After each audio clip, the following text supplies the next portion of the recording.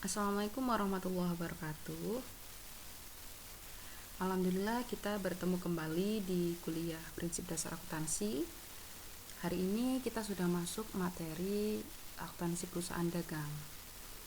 Nah, karena di sebelumnya pertemuan 1 sampai 7 kita belajar tentang perusahaan jasa, hari ini kita mulai belajar akuntansi perusahaan dagang.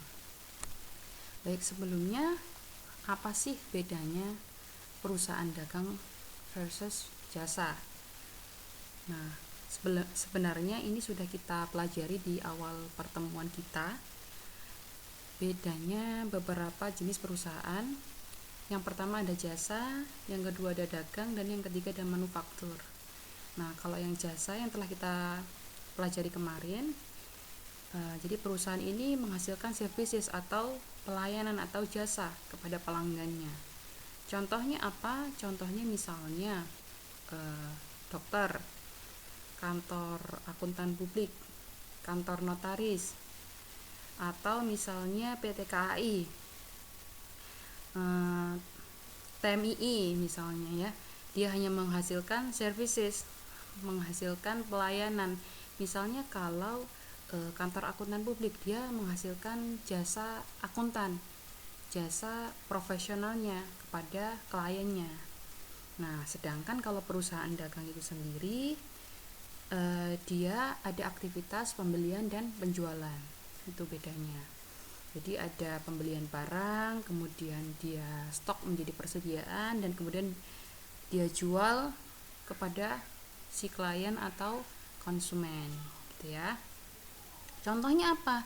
Contohnya misalnya perusahaan ini adalah misalnya minimarket, supermarket, pedagang besar atau grosir, bisa juga warung sembako. Jadi dia beli sembako, misal beli beras, kemudian dia jual ke konsumen, gitu ya. Oke, baik.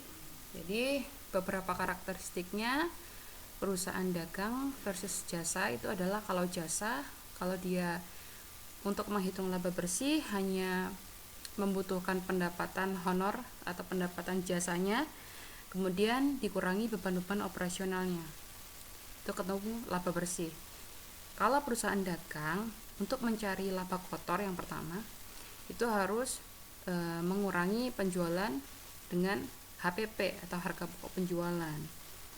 Kemudian setelah ketemu laba kotor, baru dikurangi beban operasional, baru deh ketemu laba bersihnya berapa. Nah, ini akun-akun yang ada dalam perusahaan dagang. Jadi akun-akun ini tidak ada dalam perusahaan jasa. Misalnya apa? Yang pertama, akun pembelian. Nah, akun ini digunakan untuk menampung aktivitas pembelian barang dagang, pembelian aset selain persediaan barang dagang, seperti perlengkapan peralatan kantor itu nggak masuk dalam akun pembelian ini. Jadi dia masuk akun tersendiri. Misalnya kalau pembelian peralatan kantor, ya akunnya menjadi peralatan kantor. Tapi kalau akun misalnya pembelian barang dagang, ya udah ini masuk ke dalam akun pembelian ini. Yang kedua ada akun penjualan. Akun ini digunakan untuk menampung aktivitas penjualan barang dagangan si perusahaannya. Selanjutnya ada akun HPP, harga pokok penjualan. Dia adalah biaya barang yang telah terjual ke konsumen atau pelanggan. Selanjutnya ada akun diskon penjualan. Diskon penjualan ini diberikan oleh penjual kepada klien, kepada konsumen, untuk menyenangkan si pelanggannya itu karena telah membayar lebih awal. Akun retur dan potongan penjualan diberikan pada pelanggan oleh penjual atas barang rusak atau cacat dari transaksi penjualan. Misalnya si pembeli ini membeli barang dagang kepada si penjual, ternyata setelah sampai gudangnya barang ini cacat atau kurang atau rusak. Nah, barang-barang yang rusak ini bisa diretur ke penjualnya, masuk dalam akun retur dan potongan penjualan. Selanjutnya ada akun-akun yang berhubungan dengan pembelian. Yang pertama ada retur dan potongan pembelian, sama seperti yang tadi, hanya ini kalau misal kita beli barang kemudian ternyata barang yang kita beli ini cacat atau rusak. Nah, bisa kita retur menggunakan akun retur dan potongan pembelian. Begitu juga dengan diskon pembelian. Jadi dia diberikan oleh penjual kepada pembeli karena si pembeli ini membayar lebih awal. Selanjutnya ada akun beban pemasaran. Jadi akun ini digunakan untuk menampung seluruh beban yang dikeluarkan perusahaan untuk menjual dan mendistribusikan barang dagangan. Contohnya misalnya beban iklan dan lain sebagainya ya. Selanjutnya ada akun beban administrasi dan umum. Ini seluruh beban-beban yang berhubungan dengan operasi kantor, misalnya beban listrik dan air, beban pajak dan lain sebagainya, masuk dalam akun beban sini ya. Baik. Selanjutnya kita masuk ke metode pencatatan. Dalam akuntansi perusahaan dagang, metode pencatatan itu sendiri ada dua. Yang pertama periodik, yang kedua ada perpetual. Kalau periodik itu persediaan dicatat dan dihitung pada awal dan akhir periode akuntansi untuk menentukan HPP-nya. Tapi kalau perpetual dia dicatat dan dihitung secara detail baik pada waktu dibeli maupun dijual. Jadi HPP ini selalu dicatat, itu bedanya. Kalau periodik tadi di awal dan di akhir, kalau si perpetual ini selalu dicatat. Itu ya. Oke, kita langsung ke contohnya. Bagaimana transaksi dalam perusahaan dagang menggunakan sistem perpetual. Misalnya yang pertama ada penjualan tunai. Pada tanggal 2 Januari, Sinar Cahaya menjual barang secara tunai seharga 2,7 juta. HPP-nya adalah 1,8. Nah, pencatatannya seperti ini. Kita tulis seperti biasa kalau kita jurnal.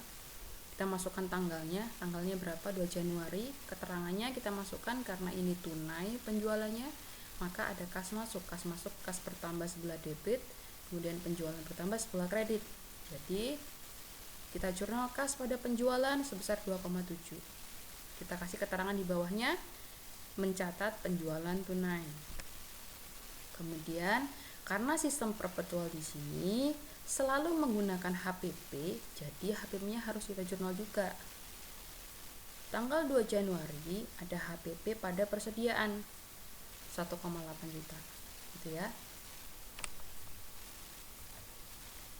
Selanjutnya kalau tadi penjualan tunai, sekarang ada penjualan kredit. Pada tanggal 5 Januari, Sinar Cahaya menjual barang secara kredit sebesar 765.000. HPP-nya adalah 420.000. Nah, kalau ada penjualan kredit, biasanya si penjual ini memberikan syarat pembayaran agar si konsumennya, si kliennya ini semangat untuk membayar hutangnya. Nah, syarat yang diberikan oleh Sinar Cahaya ini adalah 2/10 N30. 2/10 ini maksudnya adalah jika si kliennya ini mampu melunasi dalam jangka waktu 10 hari, maka akan mendapatkan diskon sebesar 2%. N/30 ini adalah jangka waktu pembayaran si barangnya ini ya. Maksimal dalam jangka waktu 30 hari gitu ya.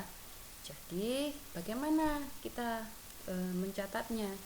Yang pertama harus kita catat adalah tanggal 5 Januari ada penjualan kredit. Kalau ada penjualan kredit berarti si konsumen ini masih utang ke kita. Kalau ada konsumen utang ke kita, maka jurnalnya adalah piutang. Piutang pertambah sebelah debit, penjualan bertambah sebelah kredit. Kita jurnal ya. Jadi piutang usaha pada penjualan sebesar Rp765.000. Nah, karena ini menggunakan sistem perpetual, lagi-lagi kita harus jurnal HPP-nya. HPP pada persediaan sebesar 420.000. Oke ya. Selanjutnya ada retur dan potongan penjualan.